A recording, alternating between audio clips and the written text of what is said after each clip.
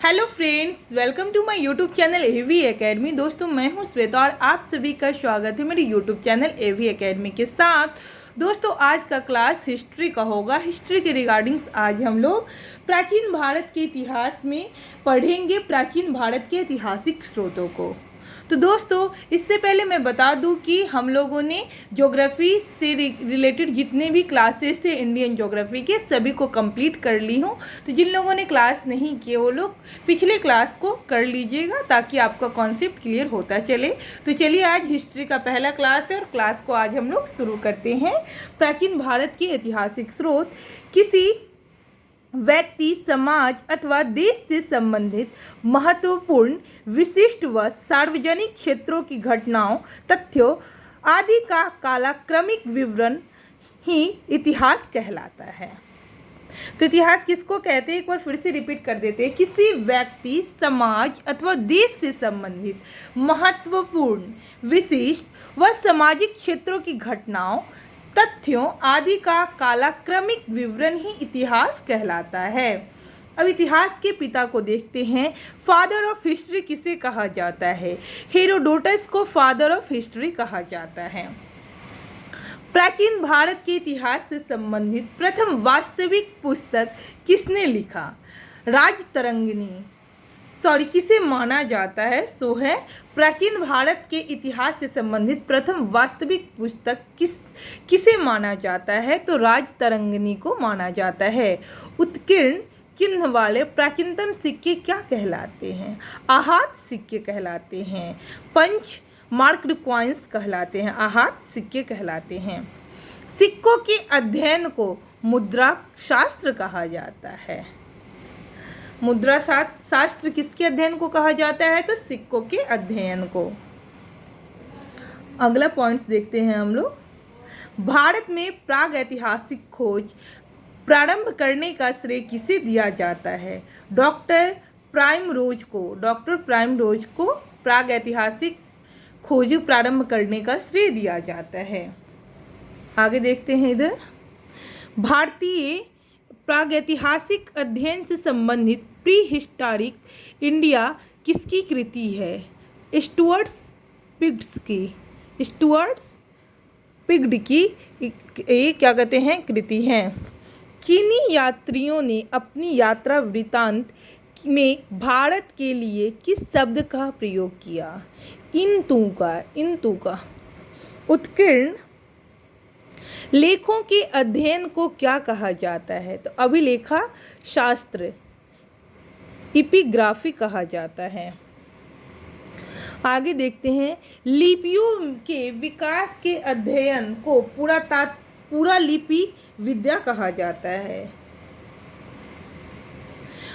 सर्वप्रथम भारतवर्ष नाम का उल्लेख किस अभिलेख से प्राप्त हुआ था? हाथी गुफा अभिलेख से। प्राचीन भारत के सर्वप्रथम सुनियोजित इतिहास किसने तैयार किया? वीए स्मिथ ने। आगे देखते हम लोग। इतिहास को 3 भागों में बांटा गया है। प्रागैतिहासिक काल, आद्य ऐतिहासिक काल और ऐतिहासिक काल। Pre historic period, proto historic period और हिस्टोरिकल पीरियड। देखते हैं।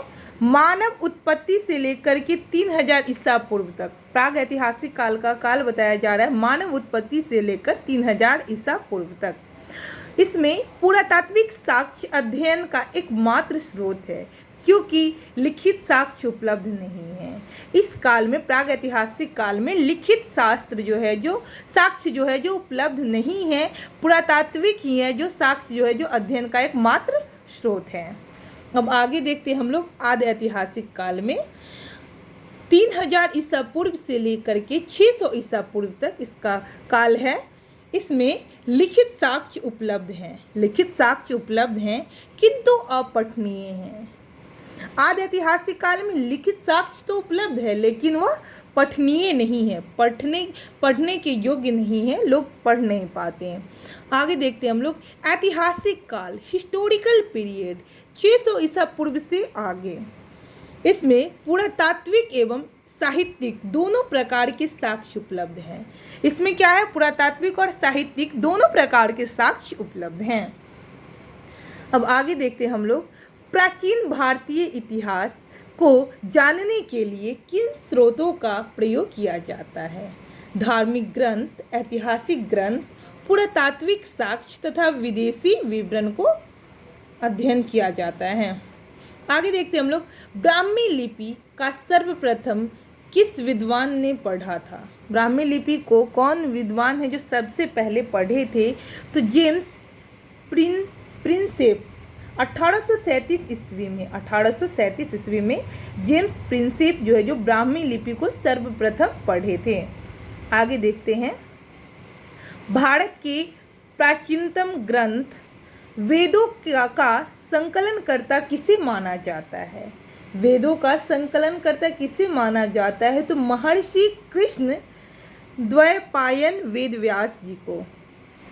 प्राचीनतम ग्रंथ वेदों का संकलनकर्ता महर्षि कृष्ण द्वैपायन वेद व्यास जी को माना जाता है प्राचीनतम ग्रंथ वेदों का संकलनकर्ता। आगे देखते हैं, पौराणिक मान्यता के अनुसार भारत के प्राचीनतम राजा कौन थे?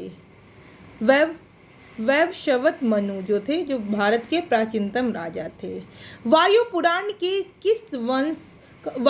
में किस वंश का उल्लेख किया गया? तो गुप्त वंश का। क्वेश्चन पूछ देता है कि वायु पुराण में किस वंश का उल्लेख किया गया? ऑप्शन में दे देगा गुप्त वंश का, मौर्य वंश का। इस तरीके से ऑप्शन रहेगा आप लोगों के सामने, तो आप लोग सही जवाब लगाइएगा। वायु पुराण में गुप्त वंश का उल्लेख किया गया है।